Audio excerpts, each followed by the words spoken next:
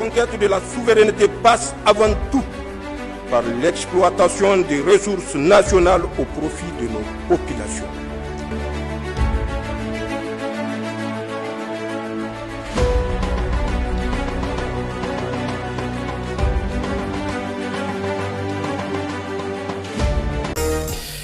Le Niger voit à compter de ce jour ses capacités en termes de prise en charge de cancer améliorées et renforcées. Ce matin, au Centre national de lutte contre le cancer, lors d'une cérémonie de lancement des activités de traitement des cancers par radiothérapie à l'aide de l'accélérateur linéaire.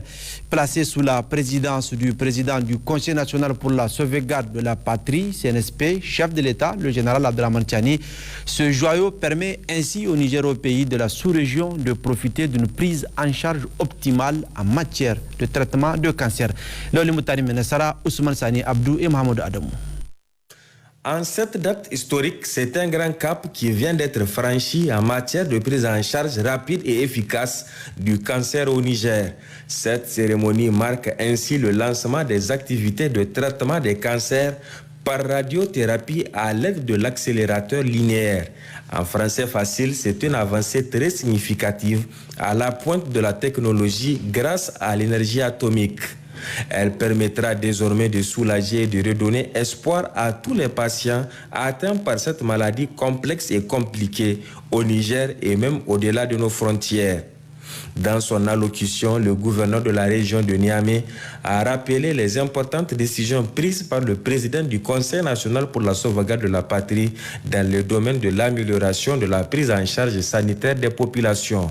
Cette maladie demeure l'une des maladies les plus complexes et dévastatrices de notre monde moderne. Elle affecte des millions de vies à travers le monde chaque année. Cette visite du président du CNSP a valeur de symbole et invite à des comportements sains en nous attaquant au quotidien aux facteurs de risque modifiables liés à l'action humaine. Présent à cette cérémonie, le directeur général adjoint de l'Agence internationale à l'énergie atomique AIEA, partenaire dans l'acquisition de ce joyau, a félicité l'État du Niger pour avoir franchi cette étape décisive dans la prise en charge du cancer. Il a en outre réitéré tout le soutien de son institution envers le Centre national de lutte contre le cancer et son personnel. Le partenariat de l'AIA avec le Niger est un exemple réussi de coopération et de partenariat dans le développement des capacités d'utilisation de la radiothérapie et pour identifier et traiter le cancer. Au cours des 50 dernières années, l'AIA a apporté son soutien au gouvernement du Niger dans divers domaines de développement avec un accent particulier sur la santé humaine et le cancer. La mise en place de ce bunker pour l'installation d'un accélérateur linéaire au sein du Centre national de lutte contre le cancer témoigne du partenariat solide entre l'AIA et le Niger. Elle montre l'engagement du gouvernement à renforcer son système de santé et à investir dans des technologies qui sauvent des vies. Du côté de l'AIA, plus de 32 professionnels médicaux du Centre national du cancer ont reçu une formation spécialisée dans le cadre des projets de coopération technique de l'AIA. En outre, plusieurs missions d'experts de l'AIA ont visité les centres pour donner des conseils sur sa conception, son développement et son achèvement. Cette décision patriotique du CNSP conforte de plus en plus l'affirmation de la souveraineté du Niger sur le plan sanitaire. Je voudrais à cet effet présenter mes vives félicitations au président du Conseil national pour la sauvegarde de la patrie pour la mise en œuvre de ce vaste chantier de l'État, qu'est la dotation du Centre national de lutte contre le cancer, d'un accélérateur linéaire et d'un scanner de simulation. Le Niger, à l'instar des autres pays, fait de la lutte contre le cancer une priorité nationale. C'est pourquoi le Niger, en partenariat avec l'Agence internationale de l'énergie atomique, a décidé de doter le Centre national de lutte contre le cancer d'un accélérateur linéaire et accompagné d'un scanner de simulation. C'est un dispositif médical le plus utilisé pour le traitement des cancers par radiothérapie. L'acquisition de ces dispositifs est une avancée majeure pour l'optimisation de l'offre de soins en matière de radiothérapie.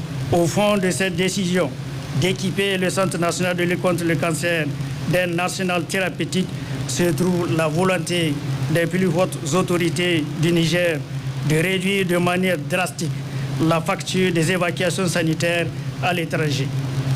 Mieux, cette décision hautement patriotique marque un grand pas vers l'affirmation de la souveraineté du pays dans tous les domaines, mais surtout au plan sanitaire. Après le dévoilement de la plaque inaugurale, le président du Conseil national pour la sauvegarde de la patrie a visité les différents services du Centre national de lutte contre le cancer, notamment les plateaux techniques permettant la radiothérapie à l'aide de l'accélérateur linéaire. Le général Abdrahman Tchani a reçu toutes les explications relatives au fonctionnement des appareils et la prise en charge des patients, d'où ce sentiment de satisfaction. Nous venons d'assister à l'inauguration de ces centres très importants dans la prise en charge du cancer. Mais il faut préciser également, si ces centres ont vu le jour, c'est grâce à la collaboration de l'Agence internationale de l'énergie atomique avec les suggestions de Madame la Présidente de la haute autorité nigérienne à l'énergie atomique, Hania. Donc c'est un centre qui nous permettra à compter de ce jour de prendre en charge intégralement les patients souffrant du cancer. Et comme vous le savez, le cancer est aujourd'hui la maladie la plus répandue, insidieuse et insidieuse, dont le diagnostic tardif ne permet pas de faire grand-chose. Mais si on diagnostique très tôt, on peut agir et on peut guérir. Donc ça nous pousse une fois de plus à inviter la population à se faire diagnostiquer très tôt. Une prise en charge tardive n'a pas de résultat efficient.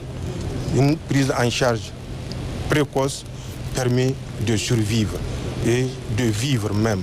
Donc c'est une grande joie et c'est une grande opportunité pour l'ensemble des Nigériens et même l'ensemble des pays voisins au Niger qui pourront désormais venir au Niger, particulièrement à Niamey et au centre, pour se soigner efficacement. Merci une fois de plus à l'agence, merci à la coopération avec la Hania et nous espérons en avoir beaucoup d'échos. Certainement, nous en aurons beaucoup d'échos. Il faut le rappeler, en l'espace d'une année au pouvoir, le président du Conseil national pour la sauvegarde de la patrie a, sur le plan de la santé, effectué une visite à l'hôpital national de Niamey pour s'enquérir de la situation des patients et des conditions de vie et de travail des agents avant de procéder en août dernier à la baisse de tous les tarifs de prestations en santé au bonheur des Nigériennes et Nigériens qui profitent de cette opportunité depuis bientôt 2 mois. Toujours dans le même cadre de l'après-midi, le président du Conseil national pour la sauvegarde de la patrie, chef de l'État, le général Abdrahman Tchani, a reçu à son cabinet le directeur général adjoint de l'Agence internationale de l'énergie atomique, Hwaliou.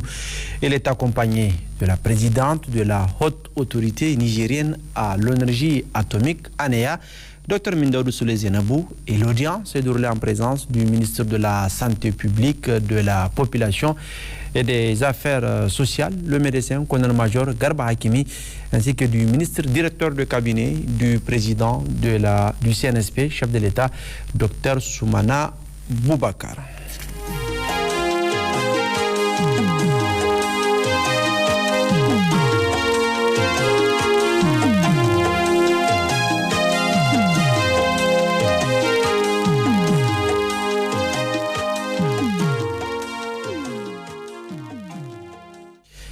Restons à la présidence avec ce communiqué du secrétariat général du gouvernement, le général Abdrahman Tchani, président du Conseil national pour la sauvegarde de la patrie, chef de l'État, a signé ce jour 14 octobre 2024 une ordonnance déterminant le régime fiscal dérogatoire applicable aux activités d'importation, de production et de commercialisation du ciment gris CEM2 32.5. Au terme de cette ordonnance, les entreprises régulièrement installées au Niger exerçant les activités d'importation, de production et de commercialisation du ciment gris CEM2 32.5 32,5 bénéficient de l'exonération totale de la taxe sur les activités financières TAFI, sur les intérêts encourus non échus, sur les prêts, de la taxe sur la valeur ajoutée TVA sur toutes les sources d'énergie destinées au fonctionnement des installations de production, de la taxe immobilière des personnes morales TIPM et de la taxe professionnelle TP. Des droits et taxes perçus en douane, y compris la taxe sur la valeur ajoutée TVA, à l'exclusion de la redevance statistique RS, du prélèvement communautaire de solidarité PCS, du prélèvement de l'Union africaine PUA sur le charbon destiné à la production du ciment gris CME de 32,5, de la taxe sur la valeur ajoutée TVA, à l'exclusion de la redevance statistique RS, du prélèvement communautaire de solidarité PCS, du prélèvement de l'Union africaine PUA sur l'importation de sachets d'emballage de ciment, de la taxe sur la valeur ajoutée TVA sur la vente et le transport à l'intérieur du ciment gris CEM de 32,5 destiné aux ménages. La mise en œuvre de ce régime fiscal dérogatoire induira une baisse très significative du prix du ciment gris CEM2 32,5 de l'ordre de 35% par rapport au prix actuellement pratiqué dans toutes les régions. La durée du régime fiscal dérogatoire est d'un an renouvelable. En application de cette ordonnance, le ministre du Commerce et de l'Industrie a fixé par arrêté les prix plafonds de la tonne de ciment par région ainsi qu'il suit.